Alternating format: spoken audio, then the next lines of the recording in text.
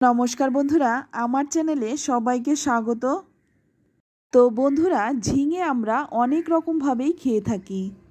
ঝিঙে পোস্ত, ঝিঙের ঝোল, ঝিঙের বড়া, এই রকম নানান রকমের ঝিঙে আমরা খেয়ে থাকি। তবে আজ আমি শেয়ার করছি একদম নতুন একটা ঝিঙে নিরামিষ রেসিপি। এই রেসিপিটা আপনারা ভাত অথবা রুটি দুটোর সাথেই খেতে পারেন, খেতে ভীষণ ভালো লাগে। আর যাদের সুগার আছে তারাও কিন্তু এটা খেতে পারেন। শুধুমাত্র এখানে আমি আলু দিয়েছি, আপনারা আলুটা বাদ দিয়ে দেবেন। তো এখানে আমি ঝিঙে নিয়েছি আর ঝিঙের খোসাগুলো কিন্তু এইভাবেই ছাড়িয়ে নেব। এবার দেখুন, এখানে আমি মুগ ডাল নিয়েছি। এখানে আমি 2 চামচ মুগ ডাল নিয়েছি। এবার মুগ ডালটাকে খুব ভালো করে 3-4 বার জল পাল্টে পাল্টে ধুয়ে নেব। অনেক সময় অনেকেই কিন্তু দুপুরবেলাতেও রুটি খান। তো এই ঝিঙের যে রেসিপিটা আজ আমি শেয়ার করব, এটা আপনারা রুটি দিয়েও সহজেই খেতে পারেন। তো 3-4 বার জল পাল্টে ধুয়ে নিয়েছি। এবার ডালটাকে আমি কিছুক্ষণের জন্য ভিজিয়ে রাখব। তো এইদিকে আমি ঝিঙেটা খোসা ছাড়িয়ে তারপর একটু টুকরো করে কেটে ধুয়ে নিয়েছি। এবার দেখুন, ঝিঙেটা আমি একটা কুড়ুনি দিয়ে ঝিঙেগুলো কুড়ে নেব। তো এখানে কিন্তু আমি ঝিঙেগুলো কুড়ে নিচ্ছি। আপনারা কিন্তু চাইলে ঝিঙেগুলো একদম পাতলা পাতলা মিহি করে কেটে নিতে পারেন।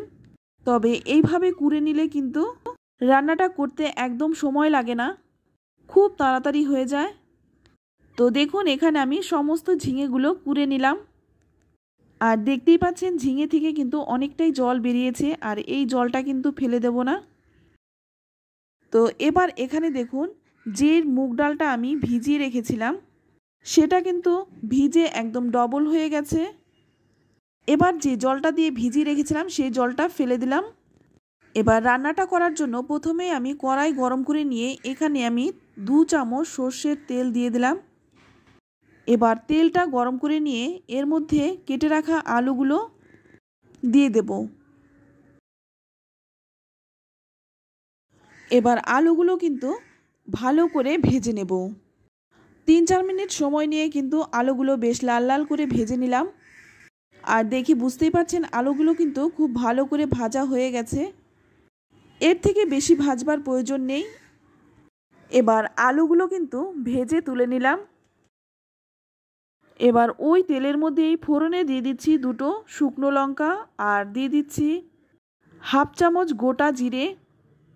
এবার জিরেটাকে কয়েক সেকেন্ড ভেজে নেব। তো জিরেটা ভালো করে ভেজে নেওয়ার পর এবার এখানে দিয়ে দিচ্ছি 1 চামচ গ্রেট করে রাখা আদা। আমি এখানে গ্রেট করে দিয়েছি, আপনারা থেতো করে কিংবা বেটেও দিতে পারেন। আদাটা একটু ভেজে নেব যাতে করে আদার কাঁচা গন্ধটা চলে যায়। তো আদাটা ভাজা হয়ে গেছে। এবার এখানে দিয়ে দিচ্ছি ভিজিয়ে জল ঝরানো মুগ ডাল। আর ডাল দেওয়ার পরেই কিন্তু আমি এখানে 1 চামচ হলুদ গুঁড়ো দিয়ে দিলাম। এবার ডালটা কিন্তু একটু ভালো করে ভেজে নেব। খুবই সহজ একটি রান্না আর খেতে ভীষণ টেস্টি হয়, বিশেষ করে রুটির সাথে তো অসাধারণ লাগে। তো এদিকে আমার ডালটা কিন্তু খুব ভালো করে ভাজা হয়ে গেছে। তো এবার এখানে দিয়ে দেব 1 কাপ জল। আর জলটা কিন্তু খুব বেশি দেব না, 1 কাপই জল দেব। এবার খুব ভালো করে মিশিয়ে নিয়ে এবার জলটাকে ফুটতে দেব। তো দেখুন, জলটা কিন্তু খুব ভালো করে ফুটে উঠেছে। এবার ডালটা যাতে একটু সেদ্ধ হয়ে যায় তার জন্য একটা ঢাকা দিয়ে 5-6 মিনিট রেখে দেব। খুব বেশি সেদ্ধ হওয়ার প্রয়োজন নেই। তো দেখুন, ডালটা কিন্তু সেদ্ধ হয়ে গেছে। এবার এখানে দিয়ে দিলাম 3টে চেরা কাঁচা লঙ্কা। তারপর ভালো করে একটু মিশিয়ে নিচ্ছি। আর ঝালটা কিন্তু নিজেদের স্বাদ অনুযায়ী দেবেন, যে যেমন ঝাল পছন্দ করেন। তো দেখুন, ডালটা কিন্তু খুব বেশি সেদ্ধ করিনি। তো এবার এখানে দিয়ে দিচ্ছি ঝিঙেটা। আর ঝিঙের জলটা কিন্তু ফেলে দেইনি, এর সঙ্গে একই সাথে দিয়ে দিলাম। তারপর খুব ভালো করে মিশিয়ে নেব। তো দেখে বুঝতেই পারছেন কতটা লোভনীয় হতে চলেছে এই রান্নাটা। এবার এখানে দিয়ে দেব স্বাদ মতো লবণ। লবণটা দিয়ে খুব ভালো করে মিশিয়ে নেব। 2-3 মিনিট কিন্তু এভাবেই নাড়াচাড়া করব। এবার এর মধ্যে দিয়ে দেব আগে থেকে যে ভেজে রেখেছিলাম আলু, সেই আলুগুলো দিয়ে দিলাম। তো আলুগুলো দিয়ে এবার ভালো করে ঝিঙে আর ডালের সাথে মিশিয়ে নেব। যাদের ডায়াবেটিস আছে তারা কিন্তু আলুটা বাদ দিয়ে দেবেন। এবার একটা ঢাকনা দিয়ে মোটামুটি 7-8 মিনিট রেখে দেব। আর এই সময় অবশ্যই গ্যাসের আঁচটা কমানো থাকবে।